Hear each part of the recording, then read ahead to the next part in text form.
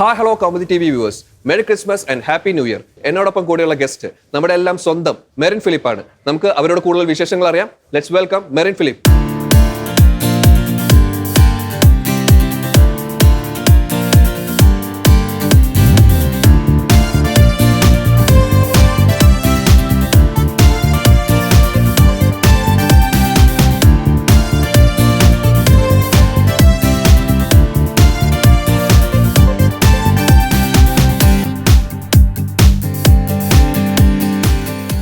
Welcome to the show.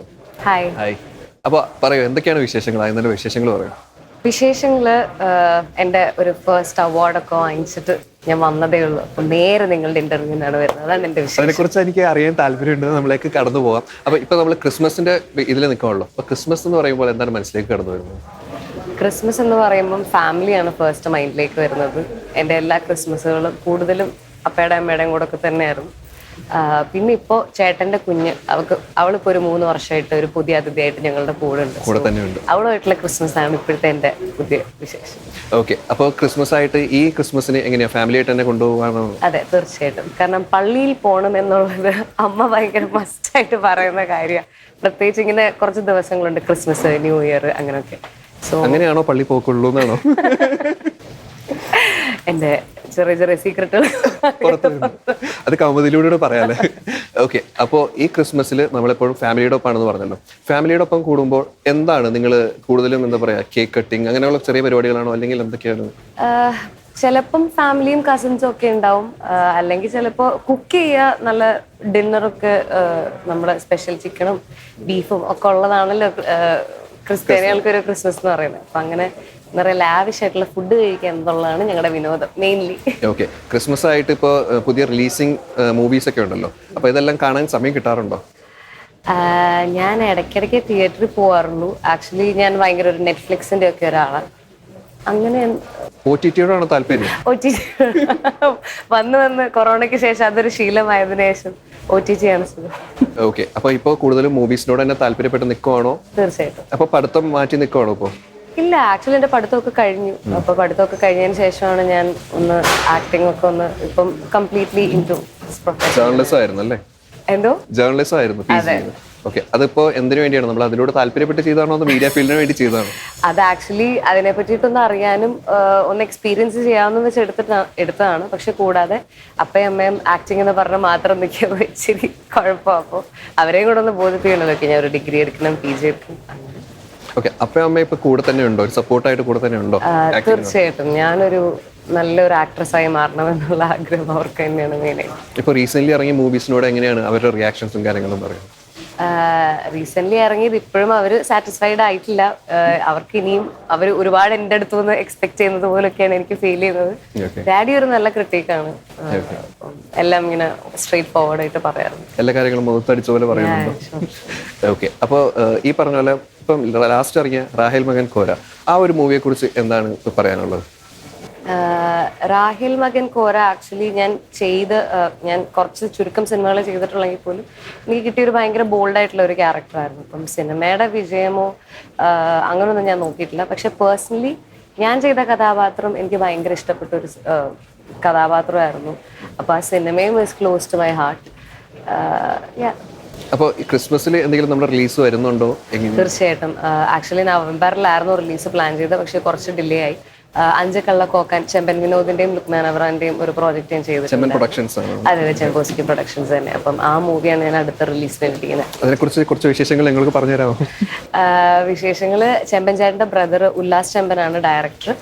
അപ്പം എന്താ പറയാ, ഞാനും ഭയങ്കര ഹോപ്പോടെ വെയിറ്റ് ചെയ്തിരിക്കുന്ന ഒരു മൂവി തന്നെയാണ് അത്.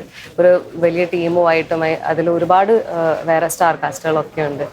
അപ്പം വിശേഷങ്ങൾ എന്നൊക്കെ പറയുമ്പോൾ അതിൽ നിന്ന് എന്താണ് ക്യാരക്ടർ വരുന്നത്? ക്യാരക്ടറിന്റെ എന്തെങ്കിലും ഞാൻ പറഞ്ഞു കഴിഞ്ഞാൽ മൊത്തത്തിൽ ഞാൻ പറഞ്ഞു പോവല്ലേ? ഓക്കെ. അപ്പൊ എന്തായാലും അതിന്റെ റിലീസ് ഡേറ്റ് എല്ലാം അനൗൺസ് ചെയ്ത് വരുന്നുണ്ട്. അതെ അതെ. ഇപ്പൊ പോസ്റ്റേഴ്സ് ഒക്കെ ഇറങ്ങി, പക്ഷെ റിലീസ് ഡേറ്റ് ഇതുവരെ അനൗൺസ് ചെയ്തിട്ടില്ല അവർ. ഓക്കെ. നമ്മൾ മൂവിയോട് താല്പര്യപ്പെട്ട് തന്നെ ഇതിലേക്ക് വന്നതാണോ? എങ്ങനെയായിരുന്നു അതിലേക്ക് എത്തിപ്പെടുന്നത്? ഞാൻ ഒരു നാടകങ്ങളൊക്കെയാണ് ആദ്യം ചെയ്തു തുടങ്ങുന്നത്. ഒരു 14 വയസ്സൊക്കെ ഉള്ള സമയത്ത് അങ്ങനെയാണ് അഭിനയത്തോട്ടുള്ള ഒരു പാഷനൊക്കെ കയറുന്നത്. പിന്നെ നാട്ടിൽ വന്ന പൂമരത്തിൽ ഓഡിഷൻസിന് കയറി, പിന്നെ അതിനുശേഷം ഹാപ്പി സർദാറും ഓഡിഷൻസ് വഴി. സോ അങ്ങനെ കയറി പറ്റിയ ഒരു പാഷനായിരുന്നു ആക്ടിങ്. നാടകത്തിൽ നിന്ന് തുടങ്ങി ഇപ്പം സിനിമയിൽ ഇനിയും നല്ല കഥാപാത്രങ്ങൾ ചെയ്യണം, നല്ല സിനിമകൾ ചെയ്യണം എന്നുള്ള സ്വപ്നമായിട്ട് തന്നെയാണ്. അല്ല, ഓഡിഷൻസിന് കുറെ പോയിട്ടുണ്ടാകുമല്ലോ. തീർച്ചയായിട്ടും. എങ്ങനെയാണ് അവിടുത്തെ ഒരു എക്സ്പീരിയൻസ്? ഞങ്ങളും ഇതിലേക്ക് ട്രൈ ചെയ്യുന്ന ഒരാളുകളായോട് ചോദിക്കുക, എങ്ങനെയാണ് അതിന്റെ എക്സ്പീരിയൻസ്? എക്സ്പീരിയൻസ് ഭയങ്കര കഷ്ടപ്പാടാണ്. പക്ഷെ എന്നാലും എനിക്കൊന്ന് നമ്മൾ ഇഷ്ടപ്പെടുന്ന ഒരു കാര്യം, എനിക്ക് ക്യാമറയുടെ മുന്നിൽ നിന്ന് അഭിനയിക്കുന്നതാണ് ഞാൻ ഏറ്റവും കൂടുതൽ സന്തോഷം കണ്ടെത്തിയിട്ടുള്ള ഒരു കാര്യം. അപ്പോൾ അതെനിക്ക് വേറൊരു ജോലിയിലും കിട്ടുമെന്ന് എനിക്ക് തോന്നുന്നില്ല. സോ ക്യാമറയുടെ മുന്നിൽ നിൽക്കുമ്പം എൻ്റെ സ്വന്തം ചാനലിലുള്ള ഒരു കോൺഫിഡൻസ് ആയിരിക്കാം. അപ്പോൾ ഹാപ്പി സർദാറിന് മുന്നേ ഒക്കെ ഒരു മാസം ചിലപ്പോൾ 20 ഓഡിഷൻസ് ഒക്കെ നമ്മുടെ കേരളത്തിന്റെ പല ഭാഗത്തായിട്ട് അറ്റൻഡ് ചെയ്യുന്ന സമയമൊക്കെ ഉണ്ടായിട്ടുണ്ട്. എന്നാലും ഈ പറയുന്ന കണക്ക് കഷ്ടപ്പെടാതെ ഒന്നും കിട്ടില്ലല്ലോ. അല്ല, അപ്പോൾ ഈ പറഞ്ഞ പോലെ ഓഡിഷൻസ് പലതും പോയിട്ടുണ്ടെന്ന് പറഞ്ഞു. ഈ ഓഡിഷൻസ് എനിക്ക് തോന്നുന്നു പറഞ്ഞാൽ ഷെയർ ചെയ്തിട്ടുണ്ടെന്നുള്ളൂ. ഇൻസ്റ്റാഗ്രാമിൽ ഏതൊരു ഇതിന്റെ ഓഡിഷൻ എന്തോ ഷെയർ ചെയ്തിട്ടുണ്ടെന്ന് പറഞ്ഞു. ഓർക്കുന്നില്ല. ഓക്കെ, അപ്പൊ ഈ ഓഡിഷൻസിനൊക്കെ പോകുമ്പോൾ കുറെ റിജക്ഷൻസും കിട്ടി കാണുമല്ലോ. തീർച്ചയായിട്ടും. എങ്ങനെയാണ് അതിനെല്ലാം ഫേസ് ചെയ്തത്? ഒരു വലിയ പ്രോജക്റ്റിന് ഓഡിഷൻസിന് പോയി. ആക്ച്വലി കുമ്പളങ്ങി നൈറ്റ്സിന് ഞാൻ ഓഡിഷൻസ് ചെയ്തിട്ടുണ്ടായിരുന്നു. അപ്പം ഫൈനൽ റൗണ്ടിൽ ആ ടീമിനെയൊക്കെ ഞാൻ കാണുകയും, അപ്പം ലേറ്റർ നമ്മുടെ അന്നാബെന്നാണ് ചെയ്യുന്നത്. വിഷമം ഉണ്ടായിട്ടുണ്ട്. പക്ഷെ എന്നാലും എനിക്ക് തോന്നുന്നു ഓരോരുത്തർക്കും ഓരോ ക്യാരക്ടേഴ്സ് ഇങ്ങനെ വിധിച്ചിട്ടുണ്ടാവാം. അപ്പൊ എന്റെ ടൈം ആവുമ്പോഴത്തേക്ക് ഞാൻ എത്തും എന്നുള്ളൊരു എപ്പോഴും ഒരു പോസിറ്റീവ് ആറ്റിറ്റ്യൂഡ് കീപ്പ് ചെയ്യാൻ ഒരു ആഗ്രഹമുണ്ട്. അപ്പൊ കുമ്പളങ്ങി നൈറ്റ്സ് നമ്മൾ കാണേണ്ടിയിരുന്നത് നമ്മളെ ആയിരുന്നല്ലേ? അല്ല, അന്നബൻ ഡിസേർവ്ഡ് ദാറ്റ് ക്യാരക്ടർ പുള്ളിക്കാരിക്ക്. അപ്പൊ അത് കണ്ടപ്പോ എന്ത് തോന്നി? അന്നബൻ ചെയ്തപ്പോ എനിക്കും അങ്ങനെ ചെയ്യാൻ പറ്റുമായിരുന്നു തോന്നിയോ? ഇല്ല, പുള്ളിക്കാരി ആ ക്യാരക്ടർ നല്ല വൃത്തിക്ക് ചെയ്തിട്ടുണ്ട്. So I am very happy with that presentation. എനിക്കത് കിട്ടിയിരുന്നെങ്കിൽ കുറച്ചുകൂടെ ബെറ്റർ ആക്കാമായിരുന്നു എന്നൊന്നും ഞാൻ ചിന്തിച്ചിട്ടില്ല. കാരണം ഭയങ്കര ക്യൂട്ടായിട്ട്, ഭയങ്കര സട്ടിലായിട്ട് ആ ഒരു ആക്ട്രസ് അത് പോർട്രേ ചെയ്തിട്ടുണ്ട്. ഫൈനൽ റൗണ്ട് വരെ നമ്മൾ എത്തിയിരുന്നു. അതെ അതെ. അപ്പൊ അതൊരു വിജയമാണ്. തീർച്ചയായും. സോ അത്രയും ഓഡിഷൻ കോൾസ് ചെയ്യുന്ന ഒരു ഫൈനൽ 5ലേക്ക് വരാന്ന് വെച്ചാൽ അതിന്റെ ഒരു ഐ ടേക്ക് ദാറ്റ്. ഓക്കെ, എനിക്ക് ഇനി കുറച്ച് സ്റ്റെപ്പും കൂടെ ഉള്ളൂ ടു സക്സസ് എന്നുള്ളൊരു കോൺഫിഡൻസ് വരും. ഓക്കെ, ഇത് അന്നബനോട് അറിയിച്ചിട്ടുണ്ടായിരുന്നു? ഇതുവരെ കണ്ടിട്ടില്ലായിരുന്നു. ഓക്കെ, സിനിമയിലേക്ക് എത്തിയതിനു ശേഷം ലൈഫിലുണ്ടായ ചേഞ്ചസ് എന്തൊക്കെയാണെന്ന് ചോദിച്ചു കഴിഞ്ഞു. ആക്ച്വലി ഇതുവരെ എനിക്ക് അത്ര ചേഞ്ചസ് ഉണ്ടായിട്ടുണ്ടെന്ന് എനിക്ക് തോന്നിയില്ല. പൂമരം ചെയ്യുന്ന സമയത്ത് കുറച്ച് ഞാൻ ചബ്ബിയൊക്കെ ആയിരുന്നു. അപ്പം ഹാപ്പി സർദാറിലേക്ക് വന്നപ്പോൾ ഒരു കംപ്ലീറ്റ്ലി ഒരു ട്രാൻസ്ഫോർമേഷൻ പീരീഡിന് ശേഷമാണ് ഞാൻ ഹാപ്പി സർദാർ ചെയ്യുന്നത്. അതിനുശേഷം കൊറോണ വന്നു. കൊറോണ എൻ്റെ ലൈഫിനെ നല്ല രീതിക്ക് ബാധിച്ചിട്ടുണ്ട്. പിന്നെ എനിക്ക് തോന്നുന്നു ഇപ്പം വാതിലും റാഹേൽ മകൻ കോരയും ഇറങ്ങിയതിന് ശേഷം കുറച്ചുകൂടെ പുറത്തേക്കൊക്കെ ഇറങ്ങുമ്പം സോഷ്യലൈസിങ് കൂടുതൽ ഞാൻ ചെയ്തു വരുന്നുണ്ട്. അതെ അതെ. അപ്പം അതൊക്കെ ഒരു ഭയങ്കര സന്തോഷമാണ്. നമ്മൾ ചെയ്തിട്ടുള്ള ക്യാരക്ടേഴ്സിനെയൊക്കെ തിരിച്ചറിഞ്ഞിട്ട് ചെറിയ ചെറിയ സിനിമകളാണെങ്കിൽ പോലും അങ്ങനെ ഒരു റെക്കഗ്നീഷൻ കിട്ടുന്നത്. അപ്പം ഇതുവരെയും എൻ്റെ പ്രൈവസിയിലൊന്നും ഞാൻ ഇപ്പോഴും വെറുതെ പുറത്തിറങ്ങുക, അതിപ്പോ അങ്ങനെ കോൺഷ്യസ് ആവാതെ എല്ലാ കാര്യങ്ങളും ഇപ്പം ഞാൻ പണ്ട് സിനിമയിൽ കയറുന്നതിന് മുന്നേ എന്താണ് ഞാൻ ചെയ്തിട്ടുള്ളത് അതുപോലെ തന്നെയാണ്. അതുപോലെ ഇറങ്ങുമ്പോ ഇപ്പൊ വീട്ടിൽ നിന്ന് പറയാറുണ്ട് കുറച്ചൊക്കെ ഒരുങ്ങി ഇറങ്ങണം എന്ന്. അതെ അതെ. അമ്മ അതില് എപ്പോഴും അമ്മ ഭയങ്കര പറയാറുണ്ട്, എനിക്ക് പുറത്തിറങ്ങുമ്പോൾ ഒന്ന് വൃത്തിക്ക് ഇറങ്ങിക്കുക. ഞാൻ അങ്ങനെ ഒരു കാഷ്വലായിട്ട് നടക്കാൻ ആഗ്രഹിക്കുന്ന ആളാ. സോ അങ്ങനെ ഒരു താല്പര്യം ഇപ്പൊ വന്നു തുടങ്ങി വന്നിട്ട്. അതെ അതെ. ഇപ്പം കുറച്ചൊക്കെ എനിക്ക് വന്നു തുടങ്ങി. കാരണം ഇപ്പം കൂടുതലും ആൾക്കാർ എവിടെ നിന്നൊക്കെയോ എപ്പോഴൊക്കെ ക്യാമറ ഒക്കെ എടുത്ത് ചിലപ്പം നമ്മുടെ ഫോട്ടോ എടുക്കുക, വീഡിയോ എടുക്കുക ഒന്നും പറയാൻ പറ്റില്ല. സോ ഇപ്പം ഞാൻ കുറച്ചുകൂടെ അവെയറായി വരുന്നുണ്ട്. ഓക്കെ, ഇപ്പൊ ഹാപ്പി സർദാർ അതുപോലെ തന്നെ പൂമരം രണ്ടും നമ്മുടെ കാളിദാസ് ജയറാമിന്റെ ഒപ്പമായിരുന്നു. എങ്ങനെ ഉണ്ടായിരുന്നു ആ ഒരു എക്സ്പീരിയൻസ്? പൂമരം 2 ഡിഫറെന്റ് കോളേജുകളായതുകൊണ്ട് ഒരിക്കലും കണ്ണനെ അങ്ങനെ മീറ്റ് ചെയ്യാനൊന്നും ഞങ്ങൾക്കൊന്നും പറ്റിയിട്ടില്ല. പക്ഷെ ഹാപ്പി സർദാർ സമ്മതിച്ചിട്ടില്ല. ഹാപ്പി സർദാറിലായിരുന്നു കണ്ണനുമായിട്ട് കൂടുതൽ ഒരു ഫ്രണ്ട്ഷിപ്പ് ക്രിയേറ്റ് ആവുകയും ഒക്കെ ചെയ്യുന്നത്. അങ്ങനെ ഒരുപാട് സ്റ്റാർ കാസ്റ്റ് ഉണ്ടായിരുന്നു അതിനകത്ത്. അപ്പം അതൊരു എനിക്ക് ഭയങ്കര പുതുമയുള്ള ഒരു എക്സ്പീരിയൻസ് ആയിരുന്നു. നമ്മൾ കുഞ്ഞുനാൾ മുതലേ കാണാൻ ആഗ്രഹിക്കുന്ന ഒരുപാട് ആക്ടേഴ്സിനൊക്കെ ഇങ്ങനെ തൊട്ടടുത്ത് സംസാരിക്കുകയും അവരുമായിട്ടൊരു 10-40 ദിവസം ഒരുമിച്ച് സ്പെൻഡ് ചെയ്യുക. അപ്പോൾ ഇറ്റ് ഫെൽറ്റ് ഗുഡ്. എല്ലാവരും വാസ് വെരി സപ്പോർട്ടീവ്. അങ്ങനെ എന്നെ ഒരു ന്യൂ കമ്മർ ആയിട്ട് ആ മൂവിയിൽ ട്രീറ്റ് ചെയ്തിട്ടില്ല. അപ്പൊ ഇനിയിപ്പോ നമുക്ക് കുറച്ച് വിശേഷങ്ങൾ കേക്ക് കഴിച്ചുകൊണ്ട് സംസാരിക്കാം അല്ലേ? ഓക്കെ, അപ്പൊ ക്രിസ്മസ് ഒക്കെ അല്ലേ?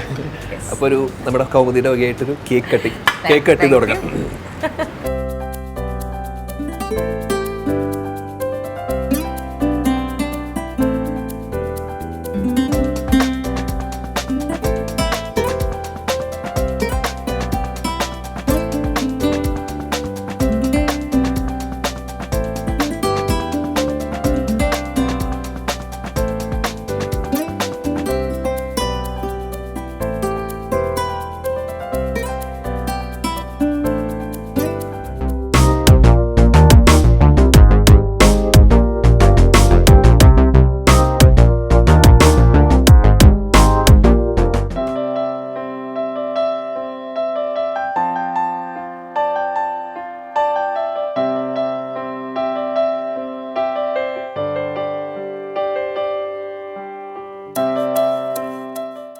അപ്പോൾ എന്തായാലും നമ്മൾ കേക്ക് കട്ടിംഗ് എല്ലാം കഴിഞ്ഞു. അപ്പോൾ ആ മധുരത്തിൻ്റെ കൂടെ നമുക്കൊരു മധുരം കൂടി ഉണ്ട്. ഇപ്പോൾ ഗോവയിൽ നിന്ന് എത്തി നിൽക്കുമല്ലേ, ആ മധുരത്തെക്കുറിച്ചൊന്ന് പറ. അവാർഡൊക്കെ കിട്ടി നിൽക്കുമല്ലേ? അതെ അതെ. ഇപ്പം റീസെൻ്റ് ആയിട്ട് സന്തോഷം സൗത്ത് ഇന്ത്യൻ ഫിലിം അവാർഡ്സ് എന്ന് പറഞ്ഞിട്ട് ഒരു അവാർഡ്സ് ഉണ്ടായിരുന്നു ഗോവയിൽ വെച്ചിട്ട്. അപ്പം 4 ലാംഗ്വേജസിൽ നിന്നുള്ള കന്നഡ, തെലുഗു, തമിഴ്, മലയാളം അവാർഡ് ഫംഗ്ഷൻ ആയിരുന്നു. അങ്ങനെ ഈ വർഷം ഇറങ്ങിയ എൻ്റെ വാതിലിന് ബെസ്റ്റ് സപ്പോർട്ടിങ് ആക്ട്രസിൻ്റെ അവാർഡായിരുന്നു മലയാളത്തിൽ നിന്ന് എനിക്ക്. ആൻഡ് ഇൻഡസ്ട്രിയിലേക്ക് കയറിയതിന് ശേഷം എൻ്റെ ആദ്യത്തെ അവാർഡാണ്. സോ ആദ്യത്തെ അവാർഡിന് ശേഷം ഞാൻ എന്താ കൗമുദിയുടെ മുന്നിലെത്തി. എക്സ്ക്ലൂസീവായിട്ട് നമുക്ക് മാത്രമാണല്ലേ? ആ മധുരം എങ്ങനെ ഫീൽ ചെയ്യുന്നു? ലൈക്ക് ആദ്യത്തെ ആ ഒരു അവാർഡിന് എങ്ങനെ വെൽക്കം ചെയ്യുന്നു? എനിക്കിപ്പോൾ പറയുമ്പോൾ തന്നെ ഭയങ്കര സ്പെഷ്യലായിട്ടാണ് ഫീൽ ചെയ്യുന്നത്. കാരണം അത്യാവശ്യം എനിക്കൊന്ന് സ്ട്രഗിൾസിലൂടെയൊക്കെ വരുന്നവർക്ക് ഈവൻ നമുക്ക് കിട്ടുന്ന tiniest of the tiniest appreciation പോലും ഒരു ഭയങ്കര വലിയ ഹാപ്പിനെസ് ആയിരിക്കും. അപ്പം എനിക്കൊന്ന് 2017 ഞാൻ ഇൻഡസ്ട്രിയിലേക്ക് കയറിയത്. സോ ഇപ്പോൾ 2023 എൻഡാണ്. അപ്പോൾ ഭയങ്കര അപ്രതീക്ഷിതമായിട്ടാണ് ഈ ഒരു കോള് പോലും വരുന്നത്. So feeling very very honoured. ഭയങ്കര സന്തോഷമായിരുന്നു. കാരണം നമ്മൾ ടി വിയിൽ മാത്രം കണ്ടിട്ടുള്ള എല്ലാ ലാംഗ്വേജസിൽ നിന്നുള്ള ആക്ടേഴ്സിനെയും അല്ലെങ്കിൽ പ്രൊഡ്യൂസേഴ്സിനെയും ഒക്കെ നമ്മളിങ്ങനെ നേരിട്ട് കൺമുന്നിൽ അവരുടെ മുന്നിൽ നിന്നൊരു അവാർഡ് വാങ്ങിക്കാന്ന് വെച്ചിട്ട് was a dream come true. ഞാൻ ചോദിക്കട്ടെ, റിലേഷൻഷിപ്പ് ബ്രേക്സ് ഉണ്ടായിട്ടുണ്ടോ? ഉണ്ടായിട്ടുണ്ട്, തീർച്ചയായിട്ടും. എണ്ണണോ? വേണ്ട. ആർക്കാണ് റിലേഷൻഷിപ്പ് ഹാർട്ട് ബ്രേക്കുകൾ ഇല്ലാത്തത്? തീർച്ചയായും അങ്ങനെയുള്ള ഹാർട്ട് ബ്രേക്സ് ഉണ്ട്. അതിനെക്കുറിച്ച് കൂടുതൽ കടന്നു ചെല്ലണ്ടല്ലോ അല്ലേ? അയ്യോ വേണ്ട. ഇപ്പൊ എങ്ങനെയാണ്, ഇപ്പൊ സ്റ്റാറ്റസ് എങ്ങനെ പോകുന്നു? ഇപ്പൊ സ്റ്റേറ്റസ് എങ്ങനെ പോകുന്നു എന്ന് ചോദിച്ചാൽ റിലേഷൻഷിപ്പിലാണ്. ഓക്കെ. പക്ഷേ ഒരു പോസ്റ്റ് കണ്ടിട്ടുണ്ടായിരുന്നു, ഡിസൈഡ് ലൈഫ് വിത്തൗട്ട് മാരേജ് എന്നൊരു പോസ്റ്റ് കണ്ടിരുന്നു. എല്ലാം ചൂഴ്ന്നെടുത്തു ഞാൻ. ദൈവമേ, പഴയകാല ഞാൻ എന്തൊക്കെ അബദ്ധങ്ങൾ എവിടെയൊക്കെ വിളിച്ച് പറഞ്ഞിട്ടുണ്ടെന്ന് ഞാൻ ഓർത്തെടുത്ത് എടുക്കേണ്ടിയിരിക്കുന്നു.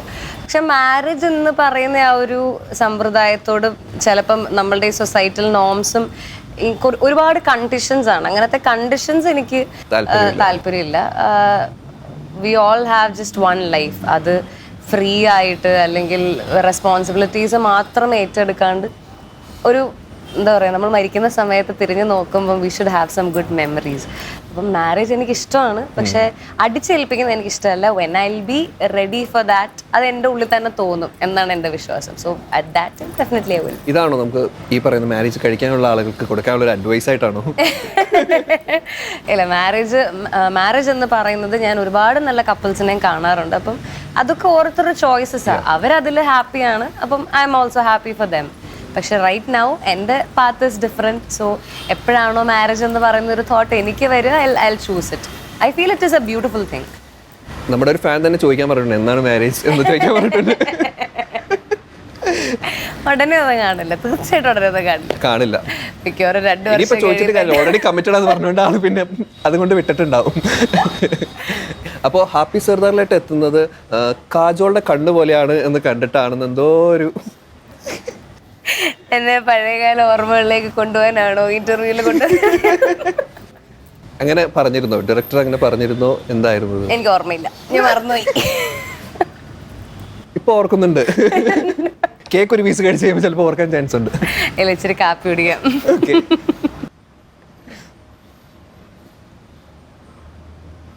കഫൈൻ മെമ്മറി കൊണ്ടുവന്നിട്ടുണ്ട്.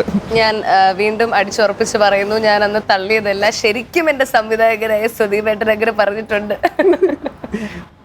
അങ്ങനെ പറഞ്ഞിട്ടാണ് അതിലേക്ക് എത്തിയതല്ലേ? അങ്ങനെ പറഞ്ഞിട്ട് എടുത്തതല്ല. ഞങ്ങൾ പിന്നെ ഓഡിഷൻസ് ഒക്കെ കഴിഞ്ഞ് എല്ലാവരുമായിട്ടും സ്ക്രിപ്റ്റ് റീഡിങ്ങിനൊക്കെ വേണ്ടിയിരിക്കുന്ന സമയത്ത് ഞാനിങ്ങനെ ചോദിച്ചു, ഓക്കെ എന്നെ ചൂസ് ചെയ്തതിൻ്റെ എന്തെങ്കിലുമൊക്കെ കാരണങ്ങൾ ഉണ്ടാവുമല്ലോ. അപ്പൊ എന്താണെന്ന് ചോദിച്ചപ്പോൾ പറഞ്ഞതിൽ ഒരു കാര്യമാണ്. ഓക്കെ, അതിലൊരു കാര്യമാണ്. ബാക്കിയുള്ള കാര്യങ്ങൾ ഞാൻ എല്ലാം മറന്നുപോയി. 4 വർഷമായപ്പോൾ സിനിമ ഇറങ്ങിയിട്ട്. നമുക്ക് അടുത്ത ക്വസ്റ്റ്യൻ. 5 വർഷം മുമ്പ് നടന്ന ഒരു കാര്യത്തെ കുറിച്ച് ചോദിക്കാം. അതെന്താ? അത് കലോത്സവ വേദിയിലെ ഒരു കാര്യം, അതിനെ കുറിച്ച് ഓർക്കുന്നുണ്ടോ? ഇപ്പൊ എന്തായിരുന്നു അന്നത്തെ എക്സ്പീരിയൻസ്? അന്ന് ഭയങ്കരമായിട്ട് ഇതുപോലെ അല്ലായിരുന്നു, അവരെയൊക്കെ കയറി അങ്ങനെയല്ല ഇങ്ങനെയാണ് എന്നൊക്കെ പറഞ്ഞ് ഒരു നിമിഷം കൊണ്ട് മാറി പറയാൻ പാടില്ല റിസൾട്ട്, അങ്ങനെയൊക്കെ കുറെ കാര്യങ്ങൾ നടന്നല്ലോ. അതെ, എന്തായിരുന്നു? ഇന്നിരുന്ന ആ ഓർമ്മകളിലേക്ക് പോകുമ്പോൾ ചിരിയാണ് വരുന്നത്. ഇപ്പൊ ആ വീഡിയോ ഒക്കെ എടുത്ത് ഞാൻ തന്നെ കാണുമ്പോൾ.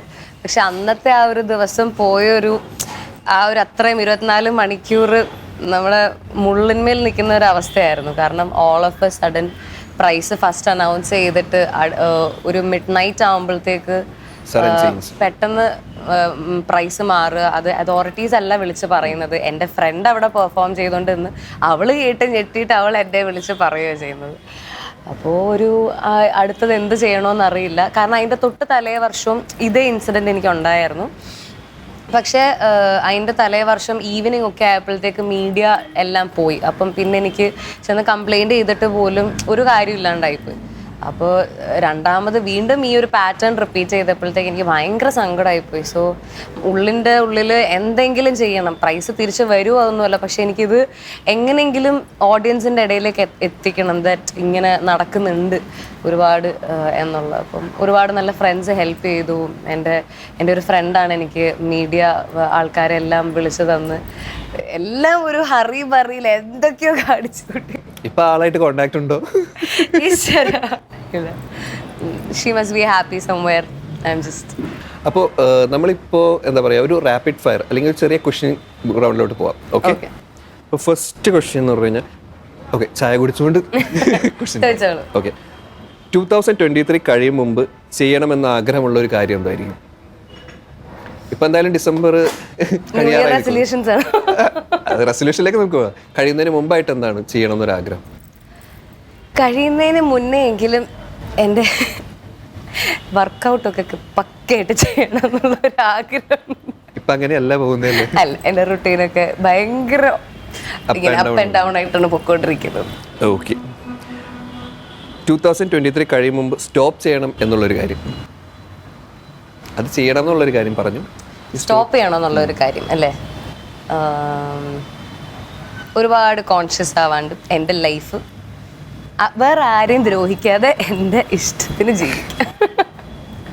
2024 ന്യൂ ഇയർ റെസൊല്യൂഷൻ എന്തായിരിക്കും? അയ്യോ, അത് സ്റ്റോപ്പ് ചെയ്യാനല്ല കേട്ടോ, ഞാനിപ്പോൾ പറഞ്ഞ കാര്യം എനിക്ക് ചെയ്യണം. ഇപ്പം ഞാനിപ്പം ഉള്ള ഒരാളെന്ന് വെച്ച് കഴിഞ്ഞാൽ കുറച്ചൊക്കെ പീപ്പിൾ പ്ലീസിങ് അല്ലെങ്കിൽ നോ പറയാനൊക്കെ എനിക്ക് ഭയങ്കര ബുദ്ധിമുട്ടാണ്. ആരെങ്കിലും 2 പ്രാവശ്യം വെച്ച് കഴിഞ്ഞാൽ ഓക്കെ, അതൊക്കെ മാറ്റിയിട്ട് കുറച്ചുകൂടെ ഒന്ന് ബോൾഡ് ആവണം എന്നുള്ളൊരാഗ്രഹം. കൂടുതൽ ബോൾഡ് ആവുന്നു. ഇപ്പോൾ ന്യൂ ഇയർ റെസൊല്യൂഷൻ 2024 അത് തന്നെയാണോ? To be a wiser human being. Human being. Okay, fine. 2023 നിന്ന് പഠിച്ച ഏറ്റവും വലിയൊരു ലെസൺ? സോ 2023 എനിക്ക് ആസ് എ പേഴ്സൺ ഗ്രോ ചെയ്യാൻ ഒരുപാട് എൻ്റെ ഒരു വർഷമായിരുന്നു. To build myself as a human being. അപ്പോൾ 2023 was a learning experience in every way. അപ്പോൾ to stand up for myself എന്ന് വേണമെങ്കിൽ ചുരുക്കി പറയാം. I learn to stand up for myself. Okay, തീർച്ചയായും. അപ്പോൾ 2024 നമ്മുടെ ഒരു വർഷമായി മാറട്ടെ അല്ലേ? Thank you, I really hope. നമ്മളിപ്പോൾ ഓൾറെഡി റിലേഷൻഷിപ്പ് എന്ന് പറഞ്ഞു. അപ്പോൾ how you define love? How you define love? Love sacrifice. Sacrifice ആണ് ഇപ്പോൾ മൊത്തം. അല്ല, മ്യൂച്വലി അങ്ങോട്ടും ഇങ്ങോട്ടും ചെയ്യുന്ന sacrifices are very beautiful in love. അപ്പം അതിപ്പോൾ ഏത് റിലേഷൻഷിപ്പാണെങ്കിലും, ഇപ്പം പേരൻസിൻ്റെ ആണെങ്കിലും നമ്മുടെ പേരൻറ്റുമായിട്ടുള്ള റിലേഷൻഷിപ്പ് അല്ലെങ്കിൽ ബ്രദർ ഫ്രണ്ട്ഷിപ്പ്, എവ്രിവെയർ ലവ് എന്ന് പറയുന്നതിന് ഒരു കോമൺ ഡെഫിനേഷനാണ് ഞാൻ പറഞ്ഞത്. It should be sacrifice. And sacrifice എന്ന് പറയുന്നത് നമ്മൾ തന്നെ സാക്രിഫൈസ് ചെയ്തുകൊണ്ടിരിക്കുന്ന കാര്യമില്ല. 2 സൈഡിൽ നിന്നും നമ്മൾ അങ്ങോട്ട് ചോദിക്കാതെയും പറയാതെയും, അല്ലെങ്കിൽ ചിലപ്പം നമുക്ക് എല്ലാവർക്കും മനസ്സിലാവണമെന്നില്ല. Everybody's love language will be different. അപ്പം പക്ഷെ സ്റ്റേ ചെയ്ത് fighting for each other and sacrificing for each other in a very good way mutually. Love എന്ന് പറയുന്ന ഒരു ബ്യൂട്ടിഫുൾ ആക്കുന്ന ഫീലിംഗ് ആണ് സാക്രിഫൈസ് ആയിട്ട് എനിക്ക് ഫീൽ ചെയ്തിട്ടുള്ളത്.